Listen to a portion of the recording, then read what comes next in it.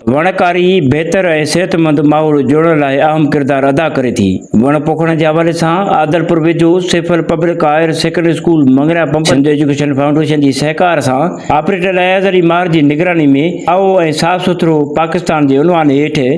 मेवेदार ऐं माहौल दोस्त वण पोखाया विया। मुख़्तलिफ़ वणनि जी चकनि खे घोटकी ज़िले जे मुख़्तलिफ़ शोबनि सां वास्तो रखंदड़ शख़्सियतुनि जे नालनि सां मुनसब कयो वियो। इन मौक़े ते अॻुवाणनि टाइम न्यूज़ सां ॻाल्हाईंदे चयो टाइम न्यूज़ जी वॾी महिरबानी ऐं तव्हां असां जेको आहे प्रोग्राम जी शुरूआत खां वठी एंडिंग ताईं असां सां गॾु रहियो ऐं पूरे प्रोग्राम खे कवरेज तव्हां ॾिनी। अॼु जेको प्रोग्राम हुयो उनजो मैसेज इहो हुयो त असां पंहिंजो पॉज़िटिव मैसेज प्लांटेशन जे बारे में पंहिंजी कम्यूनिटी ताईं जेके असांजे मुआशरे जा फ़र्द आहिनि उन ताईं पहुचायूं त प्लांटेशन जी अहमियत केतिरी आहे। स्पेशली जेकी असांजी यंग जनरेशन आहे, असांजे स्टूडेंट्स आहिनि, उन्हनि खे इन जे बारे में अवेयरनेस ॾियूं त प्लांटेशन तव्हांजे लाइ केतिरी अहम आहे ऐं उन जी अहमियत जे बारे में असांजा जेके सीपा जो असांजो असदुल्ला साहिबु आहे, असिस्टेंट डायरेक्टर आहे,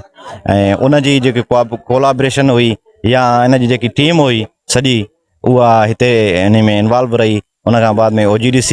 ऐं सिंध एजुकेशन फाउंडेशन ऐं सेफ इन्हनि जे जेको आहे कोलाब्रेशन सां उन जे ताउन सां ही प्रोग्राम थियो ऐं सुठे नमूने हिकिड़ो मैसेज वियो ॿियनि माण्हुनि ते त प्लांटेशन लाज़मी आहे, उनखे असांखे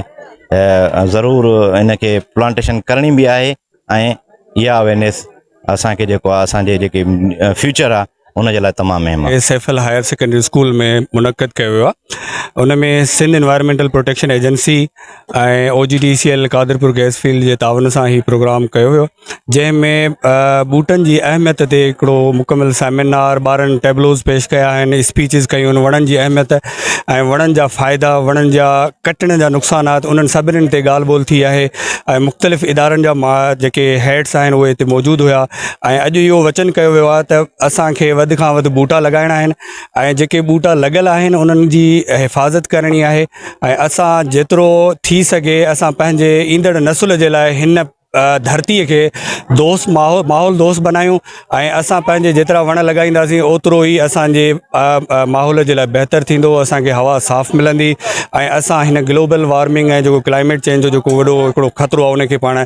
कंट्रोल कराए सघूं था। इहो हिकिड़ो बहितरीनु इक़दाम आहे। असां अॼु हिते 5000 ॿूटा लॻायूं पिया ऐं इन ॿूटनि खे असां जेका मैनेजमेंट आहे उन्हनि खे इहो बाउंड कयूं पिया त इन्हनि जी हिफ़ाज़त बि कयो, तहफ़ुज़ बि कयो ऐं फ़ी ॿार खां उन ते वर्किंग करायो त भई इहो वॾो थी करे इन जा जेका असरात थींदा, उन जा जेको फ़ाइदा थींदा उहे असांजा ईंदड़ नसुल उपाय वठंदा। तमामु शानदार प्रोग्राम हो। जेको असांजो माहौल ख़राबु थियो आहे उन जा ज़िम्मेवारियूं ऐं माहौल खे सुधारण जे लाइ ही प्रोग्राम हो ऐं असां अवाम खे इहा ई गुज़ारिश कंदासूं त नारायण कागान में वण वढणु गुनाह, रहीम यार में वण वढणु गुनाह, सिंध में वण वढणु सवाबु आहे। इहो छो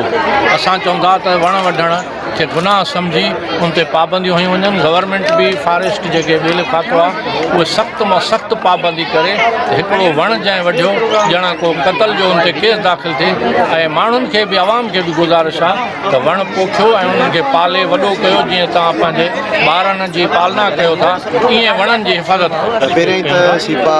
इहो ई आहे। असांजो जेको माहौल ख़राबु थियो आहे हिन वक़्तु सिंध गर्मी जी जेका लपेट में आहे ऐं अक्टूबर नवंबर शुरू थियो थिए अञा गर्मी हले थी ऐं उनजो सबबु इहो आहे त पंहिंजा वण वढिया आहिनि, माहौल ख़राबु थियो आहे। नारायण कागान में वण वढणु गुनाह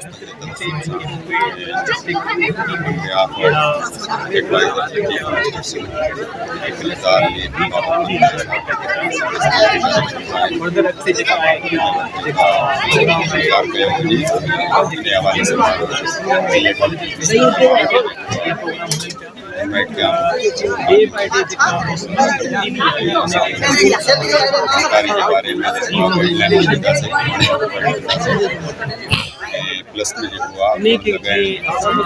जारियाती आहे असांजी क़ौमी राष्ट्रीय आहे। न सिर्फ़ु असांखे वण लॻाइणा आहिनि बल्कि पार्टी जेकी जेको आहे साफ़ हर माण्हू जेको आहे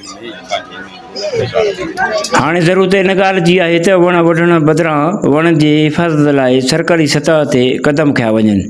ऐं जीअं माहौल गदिलण खां बची सघे। कैमरामैन फ़कीर अब्दुल रऊफ़ सुमरू सां गॾु माजिद अली कलवड़ो, टाइम न्यूज़, आदलपुर।